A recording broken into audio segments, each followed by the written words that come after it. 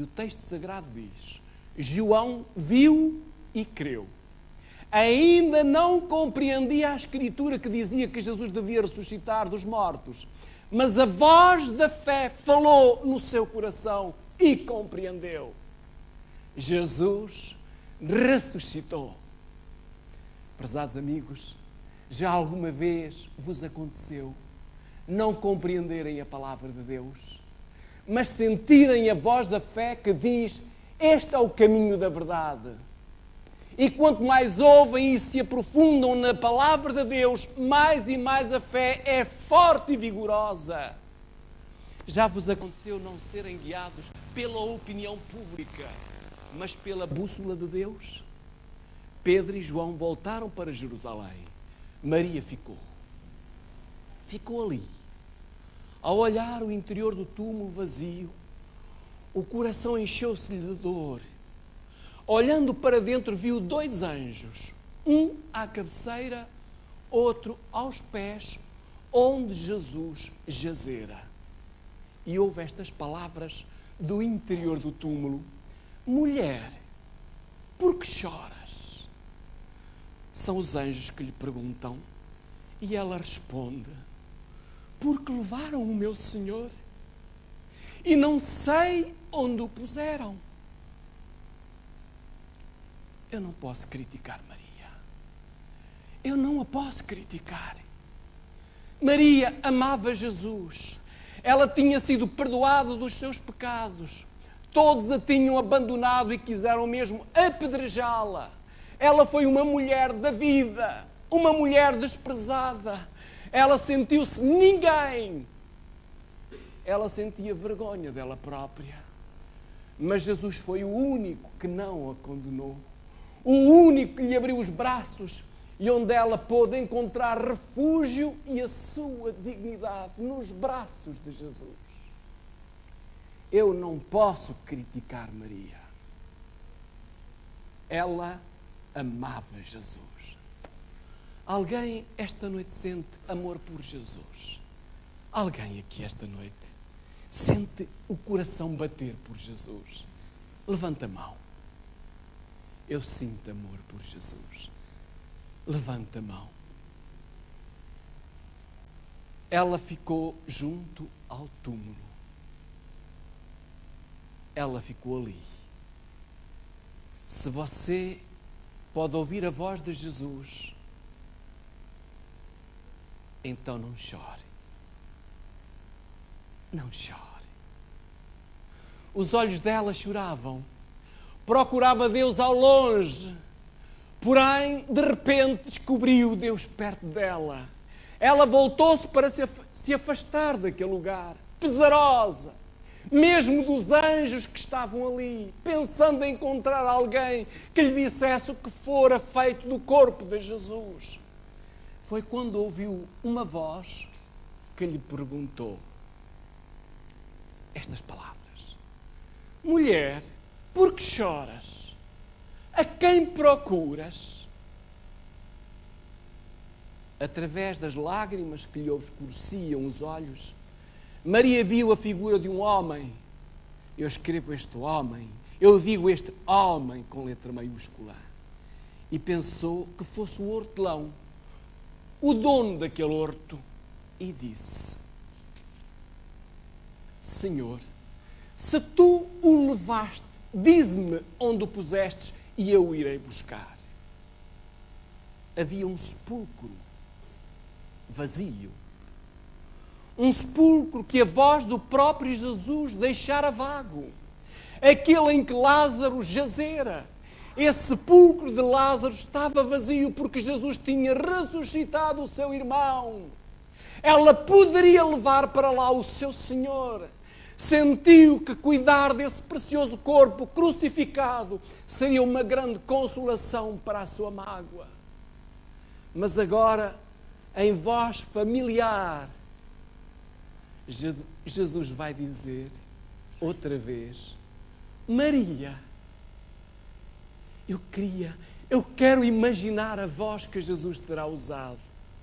Era a voz que ela conhecia. Era a voz do amor, Maria.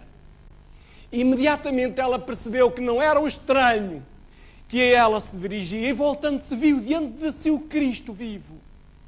Na sua alegria, esqueceu-se que ele fora crucificado, saltando para ele como que para lhe abraçar os pés, como já o fizera outrora.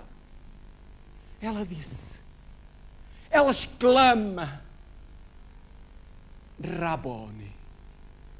Mas Cristo ergueu a sua mão e disse estas palavras: não me detenhas, porque ainda não subi para meu Pai, mas vai para meus irmãos e diz-lhes que eu subo para meu Pai e vosso Pai, meu Deus e vosso Deus. Vai para meus irmãos e diz-lhes. E Maria pôs-se a caminho para ir ter com os discípulos, com aquela alegre mensagem. Jesus subiu às cortes celestiais e ouviu do próprio Deus a afirmação que a sua expiação, a sua morte pelos pecados dos homens, fora completa, de que por meio do seu sangue todos poderiam obter a vida eterna. O Pai ratificou o concerto feito com Cristo, de que receberia os homens arrependidos e obedientes e que os amaria como ama ao seu próprio Filho. Jesus foi ouvir isto da boca do Pai do céu. Que coisa maravilhosa! E o texto diz assim: o varão será mais precioso que o ouro, e o homem sê-lo-á mais que o ouro acrisolado. Deus me perdoe, mas eu vou acrescentar uma palavra ao texto sagrado: o homem e a mulher. Ninguém diz amém? Amém! Louvado seja Deus! O antigo Código Legal dos Hebreus tinha um princípio fundamental que regulamentava o direito de defesa do acusado. Porque nos tempos do Velho Testamento, a defesa do acusado era um dever tão sagrado que o juiz se recusava a delegar esta tarefa a um advogado. Ele mesmo fazia a defesa do acusado. A enciclopédia judaica explica que advogados de defesa são desconhecidos no direito judeu. O Código Legal pedia que os juízes se inclinassem sempre para o lado acusado e lhe dessem o benefício possível da dúvida. Imaginemos, testemunhas do crime apresentavam a acusação enquanto o juiz promovia o caso do acusado, sempre a favor da absolvição. Somente quando as provas eram tão evidentes que o juiz não tinha a menor dúvida que o acusado era culpado, é que ele abandonava a defesa e pronunciava a condenação. Que sistema interessante é este! Nos nossos tempos, nos tempos cristãos, criou-se um outro ensinamento. E por isso muitos cristãos temem enfrentar Deus como seu juiz. Deus como juiz é quase aterrador.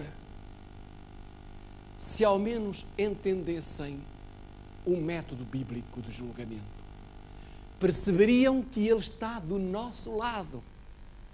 Jesus não quis que Maria lhe tocasse sem antes ir à presença do Pai para ouvir dos lábios santíssimos que o Pai estava juntamente com o Santo Filho do lado do ser humano que pecou, mas que se arrepende sinceramente.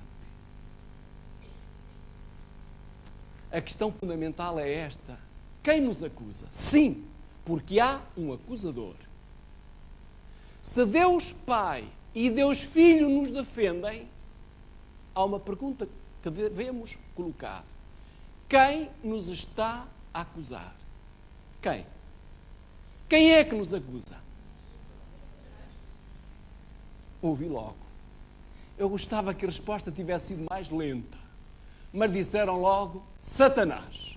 E a Bíblia diz assim: aquele que acusa os irmãos, aquele que nos acusa perante Deus dia e noite. Dia e noite. aquele, Satanás, está com ciúmes. Satanás tem ciúmes, porque aqueles que aceitam a defesa de Jesus irão para um lugar onde ele já foi o anjo mais importante, o príncipe dos anjos, o céu. Por isso ele acusa os filhos de Deus de serem inaptos para passarem pelos portões de pérolas que a Sagrada Escritura nos apresenta. Se ele vai ser destruído porque Deus quer que acabar definitivamente com o pecado, com a morte, Satanás diz estas palavras: o ser humano está do meu lado, também pecaram e devem sofrer o meu destino, eles não são merecedores do céu.